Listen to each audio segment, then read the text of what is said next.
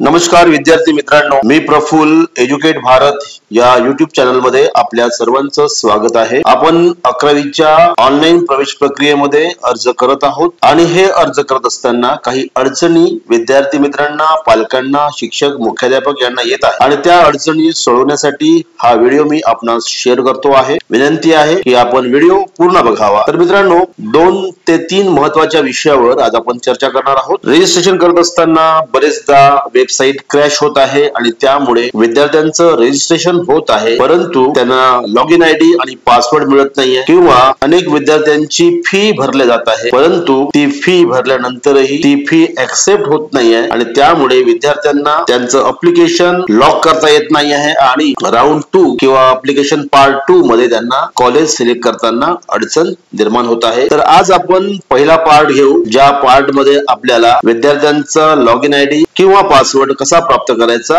हे जाणून घेऊ आणि त्यानंतर लॉग इन झाल्यानंतर विद्यार्थ्यांना फी भरताना जी अडचण येत आहे किंवा फी भरल्यानंतर ती फी पोर्टलला दिसत नाहीये, तर त्यासाठी काय करायचं हे आपण आजच्या या व्हिडिओ मध्ये समजून घेऊया। तर पासवर्ड जर आपला विसरला असेल किंवा लॉग इन करताना पोर्टल क्रॅश झाला असेल किंवा रजिस्ट्रेशन करत असताना जर नेटच्या स्पीडमुळे किंवा इतर काहीतरी टेक्निकल कारणामुळे आपलं अप्लिकेशन सबमिट होत नसेल आणि सबमिट झाल्यानंतर जर आपल्याला अप्लिकेशन आयडी मिळत नसेल, तर अशा केस मध्ये आपल्याला काय करायचं ते आपण जाणून घेऊ। सर्वात प्रथम आपल्याला लॉग इन वर क्लिक करायचं आहे। इथे क्लिक केल्यानंतर आपल्याला लॉग इन आयडी अद्याप मिळालेला नाही। आपण रजिस्ट्रेशन प्रोसेस केलेली आहे, परंतु आपल्याला लॉग इन आयडी मिळाला नाही। त्यामुळे आता काय करायचं, तर सर्वात प्रथम आपण फॉरगॉट पासवर्ड वर क्लिक करायचं आहे। या ठिकाणी आपण ईमेल आयडी एंटर करू शकतो किंवा मोबाईल नंबर सुद्धा एंटर करू शकतो। त्यानंतर जे सिक्युरिटी क्वेश्चन आहे तो क्वेश्चन आपल्याला अचूक सिलेक्ट करायचा आहे। या क्वेश्चनला सिलेक्ट केल्यानंतर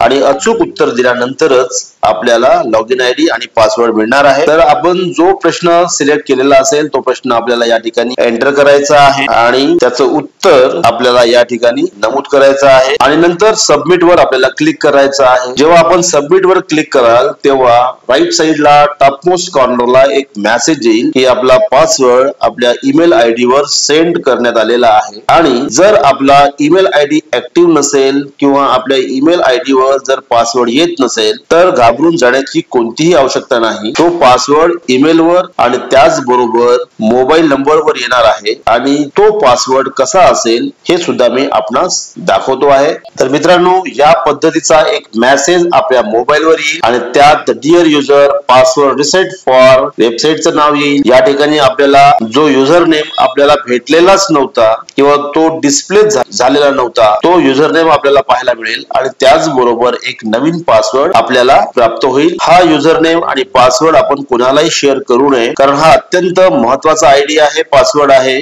आणि संपूर्ण ऍडमिशन प्रक्रियेमध्ये हा आयडी आणि पासवर्ड आपल्याला उपयोगाचा आहे आणि त्यामुळे आपण हा कोणालाही शेअर करू नये। त्याच्यानंतर मित्रांनो, आता आपण दुसऱ्या विषयाकडे जाऊ। काही विद्यार्थ्यांनी फी भरलेली आहे, परंतु ती फी ऍक्सेप्ट होत नाही आहे किंवा ती व्हेरीफाय होत नाही आहे आणि त्यामुळे विद्यार्थ्यांना पुढचा जो पार्ट आहे तो पार्ट भरण्यासाठी अडचण निर्माण होत आहे आणि म्हणून आता आपल्याला लॉग इन वर क्लिक करायचं आहे। या ठिकाणी आपल्याकडे जो आयडी आणि पासवर्ड आहे तो एंटर करायचा आहे। त्यानंतर अचूक कॅप्चा एंटर करायचा आहे आणि लॉग इन वर क्लिक करायचं आहे। आता आपलं लॉग इन झालेलं आहे। डाव्या साइडला असलेल्या अप्लिकेशन फॉर्म पार्ट वर आपल्याला क्लिक करायचं आहे। आपण संपूर्ण माहिती अचूक भरलेली असेल आणि भरली असेल तरी पण आपल्याला एकदा ती व्हेरीफाय करायची आहे। आता आपण दुसऱ्या महत्वाच्या समस्येकडे जाऊ आणि ती म्हणजे पे ऍडमिशन प्रोसेसिंग फी। अनेक मुलांची प्रोसेसिंग फी भरली जात आहे, परंतु ती फी या पोर्टलवर दिसत नाही। तर मग आपण पे ऍडमिशन प्रोसेसिंग फी वर क्लिक करू। इथे बघा your registration fee is pending, परंतु या मुलाची ऍडमिशन फी भरल्या गेलेली आहे आणि खाली जर आपण बघितला तर proceed to pay admission processing fee अशी टॅब आलेली आहे आणि या मुलांच्या बाबतीमध्ये जी फी भरल्या गेलेली होती ती फी भरल्याची रिसिप्ट पण आहे, ट्रान्झॅक्शन आयडी पण आहे। तर आता परत एकदा आपण proceed to pay admission processing fee वर क्लिक करू करू? इथे बघा मित्रांनो, युअर ट्रान्झॅक्शन डिटेल्स दिलेला आहे आणि खाली व्हॅलिडेट एक बटन आहे. या बटनवर आपल्याला क्लिक करायचं आहे आणि जर फी पोर्टलला सबमिट झाली असेल तर ती व्हॅलिडेट होईल आणि जर ती जमा झाली नसेल तर मग ती फी आपल्याला परत येणार आहे आणि आपल्याला पुन्हा एकदा ही फी, ही प्रोसेसिंग फी भरावी लागणार आहे. व्हॅलिडेट बटनवर मी क्लिक केलेला आहे आणि व्हॅलिडेशनची प्रोसेस अद्याप स्टार्ट झालेली नाही. थोडा वेळ आपण वाट बघूया. यासाठी एक सूचना पण दिलेली आहे की जर व्हॅलिडेट बटनवर आपण क्लिक केला तर हे सगळं व्हॅलिडेशन होण्यासाठी साधारणतः 30 मिनिटाचा कालावधी लागू शकतो. आपण व्हॅलिडेट बटनवर क्लिक केलेला आहे आणि ती प्रोसेसिंग आता होत आहे. त्यानंतर मित्रांनो, मी पुन्हा एक दुसरी केस घेतो. यामध्ये सुद्धा ऍडमिशन प्रोसेसिंग फी पेड केल्या गेलेली आहे पण ती अजूनही पोर्टलला दिसत नाही आहे. मग पुन्हा एकदा proceed to pay admission processing fee वर क्लिक करतो आहे आणि बघा मित्रांनो, या ठिकाणी आपल्याला पे हा ऑप्शन आलेला आहे. म्हणजेच आपण जी फी भरलेली आहे ती फी या पोर्टलला जमा झाली नाही आणि ती फी परत आलेली आहे. म्हणजेच आपल्याला मी एकाच वेळेस 2 एक्झाम्पल दिलेले आहे. एका एक्झाम्पल मध्ये आपल्याला व्हॅलिडेट बटन आलेली आहे आणि दुसऱ्या एक्झाम्पल मध्ये पे बटन आलेली आहे. जर आपल्या समोर व्हॅलिडेट बटन येत असेल म्हणजेच आपली फी त्या पोर्टल पर्यंत गेलेली असू शकते आणि ती फी जमा झाली की नाही याबाबतचं व्हॅलिडेशन या ठिकाणी सुरू आहे. पण दुसऱ्या केस मध्ये आपल्याला पे टॅब आलेली आहे म्हणजेच आपण जी फी जमा केलेली होती ती फी परत आलेली आहे आणि आपल्याला पुन्हा एकदा ती फी भरावी लागेल आणि सगळी प्रक्रिया पार केल्यानंतरच आपल्याला अप्लिकेशन फॉर्म पार्ट 1 चं लॉक अप्लिकेशन करता येणार आहे. आणि जोपर्यंत आपण अप्लिकेशन फॉर्म पार्ट 1 लॉक करत नाही तोपर्यंत आपण कॅप ऑप्शन पार्ट 2 ला जाऊ शकत नाही. मित्रांनो, काही वेळ वाट पाहिल्यानंतर आपल्याला परत एकदा पे ऍडमिशन प्रोसेसिंग फी या टॅब वर क्लिक करायचं आहे आणि बघा मित्रांनो, ती फी आता पेड झालेली आहे आणि ते व्हॅलिडेशन पण पूर्ण झालेलं आहे आणि या ठिकाणी आपण आता प्रिंट रिसिप्ट करू शकता किंवा डाउनलोड रिसिप्ट पण करू शकता.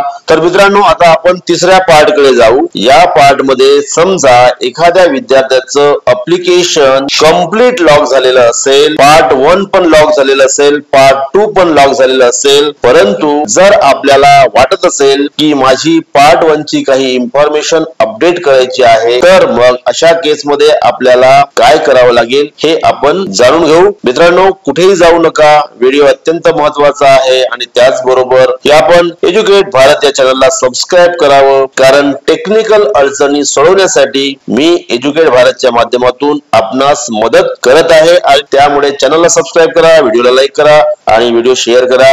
आता आपण थर्ड पार्ट बाबत चर्चा करणार आहोत. त्यानंतर मित्रांनो, आपल्याला नेक्स्ट वर क्लिक करायचं आहे. नेक्स्ट वर क्लिक केल्यानंतर आपल्याला खाली जाऊन अप्लिकेशन लॉक करायचं आहे. आता अप्लिकेशन आपलं जर लॉक झालेलं असेल आणि या माहितीमध्ये जर आपल्याला काहीही बदल करायचा असेल तर आपण तो बदल करू शकतो. त्यासाठी आपल्याला अनलॉक अप्लिकेशन फॉर्म वर क्लिक करावं लागेल. त्यानंतर हा इथे जो चेकबॉक्स आलेला आहे या बॉक्स वर आपल्याला क्लिक करावं लागेल आणि अनलॉक अप्लिकेशन फॉर्म वर क्लिक करायचं आहे. आता इथे बघा अनलॉक पार्ट 2 फॉर्म असा आलेला आहे म्हणजेच या विद्यार्थ्याचा पार्ट 2 जो आहे तो सुद्धा लॉक झालेला असेल. मग आपण कॅप ऑप्शन पार्ट 2 वर आपल्याला क्लिक करायचं आहे. लॉक ऑप्शन फॉर्म वर जायचं आहे आणि इथे त्या विद्यार्थ्यांनी जे कॉलेजेस सिलेक्ट केलेले आहेत ते आपल्याला पाहायला मिळतील. करंट स्टेटस मध्ये आपण कंप्लीट अँड लॉक असं आपल्याला पाहायला मिळेल म्हणजेच या विद्यार्थ्याचा अप्लिकेशन पार्ट 1 लॉक झालेला आहे आणि त्याचबरोबर अप्लिकेशन पार्ट 2 सुद्धा किंवा कॅप ऑप्शन पार्ट 2 सुद्धा लॉक झालेला आहे. आता जर आपल्याला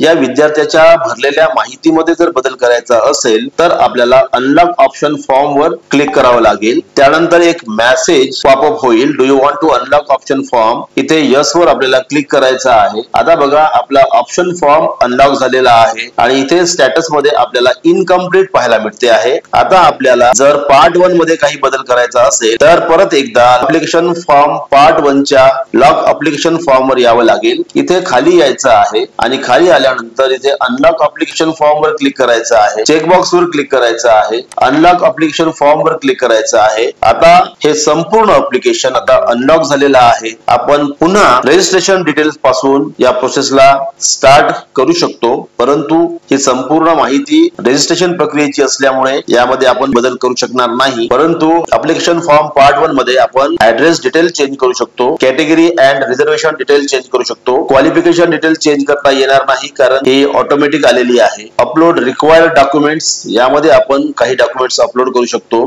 त्याच्यानंतर पे ऍडमिशन प्रोसेसिंग फी मध्ये आपण काही बदल करू शकत नाही कारण आपण फी ऑलरेडी पेड केलेली आहे. आणि ही संपूर्ण माहिती भरून झाल्यानंतर आपण लॉक अप्लिकेशन फॉर्म वर जाऊ शकतो आणि एकदा हा फॉर्म लॉक झाला की मग आपल्याला कॅप राऊंड 2 वर जाता येईल. आता बघा मित्रांनो, कॅप ऑप्शन पार्ट 2 वर जर मी जाईल तर आपल्याला इथे एक मेसेज पाहायला मिळेल की application form part 1 not lock. म्हणजे जोपर्यंत आपलं अप्लिकेशन फॉर्म पार्ट 1 लॉक होणार नाही तोपर्यंत आपली ही प्रोसेस पूर्ण होणार नाही किंवा आपण पार्ट 2 कडे जाऊ शकणार नाही. तर मित्रांनो, एज्युकेट भारतच्या माध्यमातून मी पुन्हा एक व्हिडिओ आपणास शेअर केलेला आहे. निश्चितच आपल्याला हा व्हिडिओ आवडलेला असेल. विनंती आहे की आपण चॅनलला सबस्क्राईब करावं, व्हिडिओला लाईक करावं आणि ज्या काही टेक्निकल अडचणी असतील त्या टेक्निकल अडचणींसाठी आपण माझ्या या व्हिडिओवर कमेंट्स करावं आणि त्या कमेंट्सचं उत्तर मी देईनच. आणि त्याचबरोबर जे परफेक्ट सोल्युशन असेल ते परफेक्ट सोल्युशन देण्याचा सुद्धा मी प्रयत्न करीन. परंतु आपण चॅनलला अवश्य सबस्क्राईब करावं, त्याशिवाय मला प्रेरणा मिळणार नाही. पुन्हा भेटू नवीन व्हिडिओसह. तोपर्यंत सर्वांना माझ्या खूप खूप शुभेच्छा. Thank you so much.